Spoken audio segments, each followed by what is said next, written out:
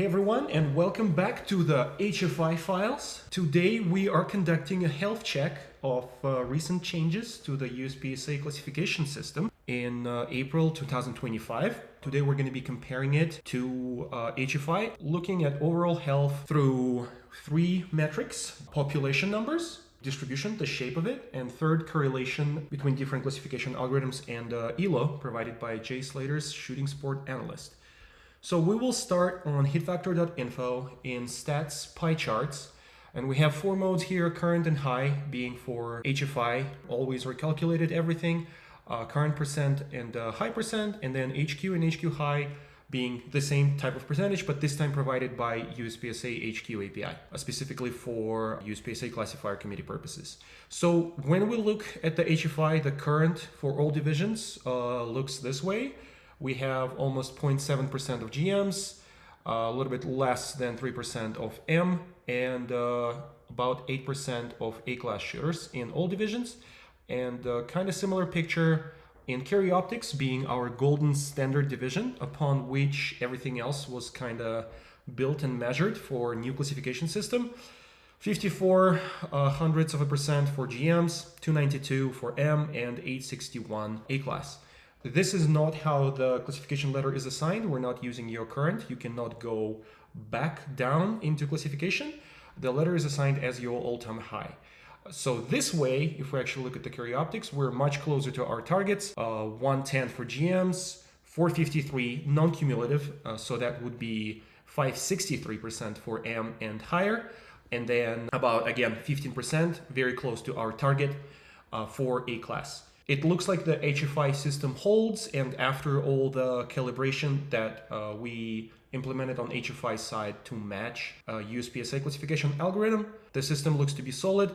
There are no major deviations here, at least not within this metric. A quick, rough comparison of population numbers. Now, if we take a look at the HQ, a little bit higher than this, but again, this is not a big deal. First, numbers are actually very close to the targets. And second, this includes everybody who ever classified under USPSA HQ, even before the changes took place, because USPSA still tracks all classifications as they were calculated back in the day, including all the B, C, and D flags that we got rid of. So this is not necessarily a sign of something bad going on. You can go and take a look on hitfactor.info yourself, click through different divisions and compare them to each other. So the second way we can analyze this is the distribution. Distribution will show you the rough numbers of the populations using the most recent data, but it also will show you the shape of how these populations are actually represented. So if we go to recommended, which matches current on the previous view, we will see that on the HFI side, the distribution is very smooth.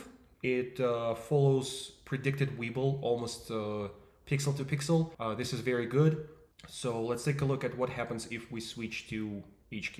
You can see that the colors more or less matching. The orange is for D, green is for C class, then blue is B, purple A, brown M, and black is for GMs. We will switch this to HQ on both sides, so no data is being filtered when something is not available. As you can see, there's a faint green line here. This is comparison to the previous mode when it was recommended. HQ for all time is slightly to the right, which again makes sense that the classification system on HFI is a little bit harder. Whatever is to the right is easier, and whatever is to the left is a little bit harder. The distribution is looking okay, pretty smooth, but there are some gaps here. So now we can actually start looking at how HQ looked pre-changes, before the changes, and after the changes. So first, let's take a look how distribution looked like in HQ land before the recent changes. You can see that this is much less smoother distribution. There are noticeable humps here. The reason for this is because the old system with B and C flags was kind of dragging you back into your classification bracket that you're already in. And this is a little bit harder to see on carry optics. But if you look at limited before the changes, you can see that everything is much less smooth, much less normal. So if we compare this to post Megadoc changes, we have way less data points here because limited is not as popular as carry optics. but you can see that the both fitted Weeble, which is this little purple line that I'm hiding and unhiding right now, and the Weeble for Carry Optics in recommended mode, first, they match each other, and second, the data points are actually more or less aligned within our Weeble. So this is a good sign that limited was basically calibrated, and it got way smoother after the changes.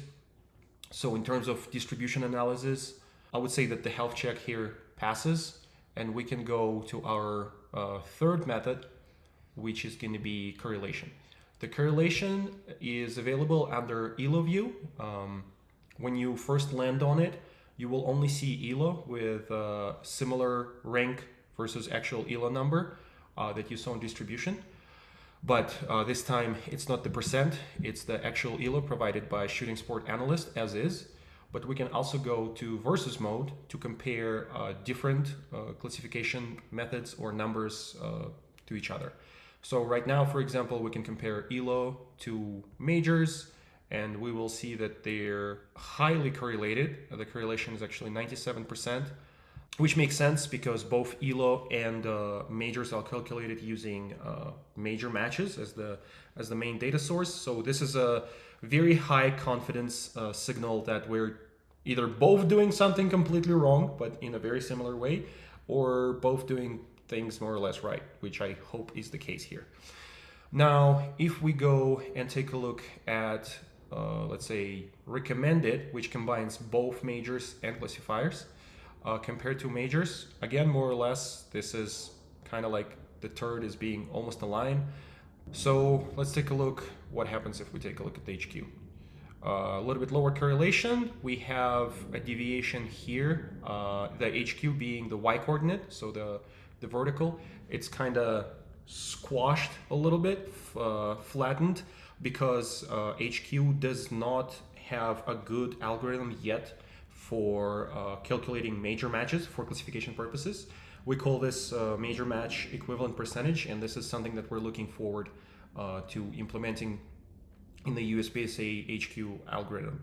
I'm going to cover this in the next video, the major match equivalent percentage, just to give you a little bit more of an insight how exactly it is implemented and what is the proposed solution. We basically correlate your classification at the moment of a major match to your major match finish, put everybody, all the data points on a 2D chart again, very similar to this one, and then we try to understand where you should be.